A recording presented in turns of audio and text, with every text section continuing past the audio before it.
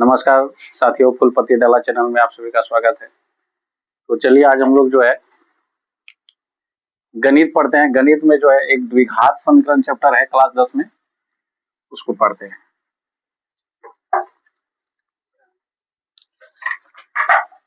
द्विघात समीकरण में जो है द्विघात समीकरण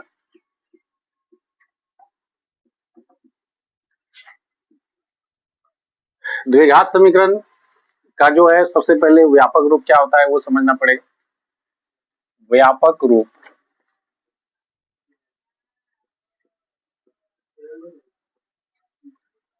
द्विघात समीकरण का व्यापक रूप ax² plus bx plus c equal to 0 ये होता है।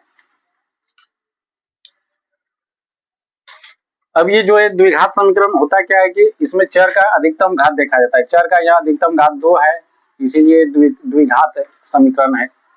और बराबर 0 किसी भी बहुपद का शून्य जो है वही समीकरण होता है। तो द्विघात बहुपद का बराबर 0 हो गया तो द्विघात समीकरण हो गया।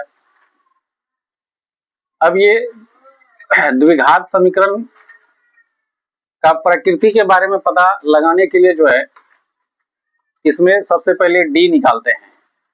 डी क्या होता है? डिस्क्रिमिनेंट, विवेचक जिसको बोलते हैं।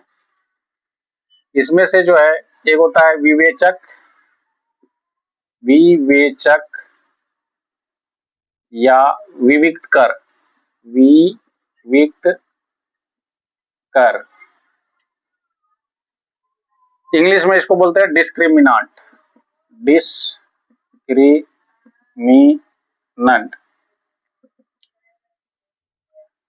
ये विवेचक क्या होता है? इसको शॉर्ट कोड में डी से स्टार्ट होता है, इसलिए इसको डी लिखते हैं। डी बराबर होता है b² माइनस 4ac। क्या होता है? डी बराबर b² माइनस 4ac। अब ये डी बराबर जो है याद रखना सबसे पहली बात, ठीक है। इसमें जो है डी जब निकालेंगे ये तो ए का वैल्यू यहाँ पे देखो, बी का वैल्यू तो यहाँ ये वाला वैल्यू होगा और ए का वैल्यू तो ये वाला वैल्यू होगा और सी का वैल्यू ये वाला वैल्यू। तो यहाँ से डी अगर कोई भी समीकरण दिया रहेगा तो डी हम लोग आसानी से निकाल लेंगे। उसके बाद जो है डी का मान पे डिपेंड करता है कि इसका प्रकृति क्या होगा, मतलब मूलों का प्रकृति। मूलों का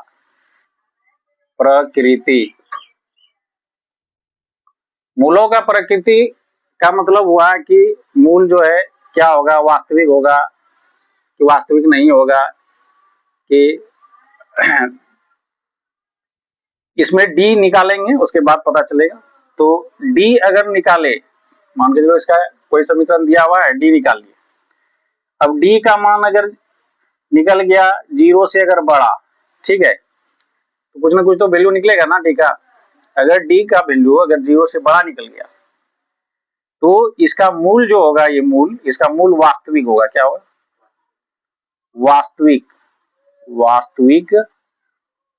वास्तविक होगा और असमान होगा। और असमान, वास्तविक और असमान, ये तो पहला कंडीशन हुआ। दूसरा कंडीशन में जो है जब डी जो है 0 के बराबर हो गया तो इस कंडीशन में भी जो इसका मूल का मतलब शून्य होता है, जो एक्स का जो वैल्यू होता है, तो जो इसका इस कंडीशन में भी इसको वास्तविक बोलेंगे, वास्तविक। लेकिन यहाँ डी बराबर जब 0 हो जाएगा तो वास्तविक, यहाँ जैसे असमान हुआ तो यहाँ हो जाएगा समान। वास्तविक और समान, समान का मतलब दोनों मूल 0 होगा। जैसे द्विघात है ना, तो उसका 2 मूल निकलेगा।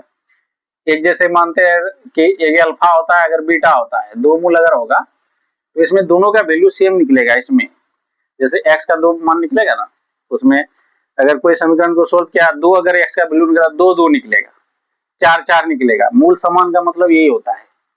इसमें असमान का मतलब क्या होता है? जैसे किसी का 4 निकला, किसी का -2 निकल जाएगा, मतलब अलग अलग निकलेगा, ठीक है, तो उसको बोला जाएगा असमान। इसमें जो है वास्तविक और समान। अब तीसरा कंडीशन है, यहाँ पे लिखते हैं तीसरा कंडीशन। तीसरा कंडीशन होता है क्या कि डी जो है जब 0 से छोटा हो जाएगा, डी जब 0 से छोटा हो जाएगा तो इस कंडीशन को बोलेंगे वास्तविक नहीं, वास्तविक नहीं, वास्तविक नहीं। क्या कि जब वास्तविक ही नहीं होगा तो मूल निकलने का तो निकलेगा, उसके नेगेटिव में निकलेगा, ठीक है, वो जो है पूरी तरीके से नहीं निकलेगा। तो ये 3 कंडीशन होता है कि इसका मूलों का प्रकृति कैसा होगा, ठीक। तो अब जो है आगे बढ़ते हैं। तो ठीक है, देखिए आप लोग, अच्छा लगता है तो लाइक कीजिए, चैनल को सब्सक्राइब कीजिए, शेयर कीजिए। वीडियो को देखने के लिए बहुत बहुत धन्यवाद।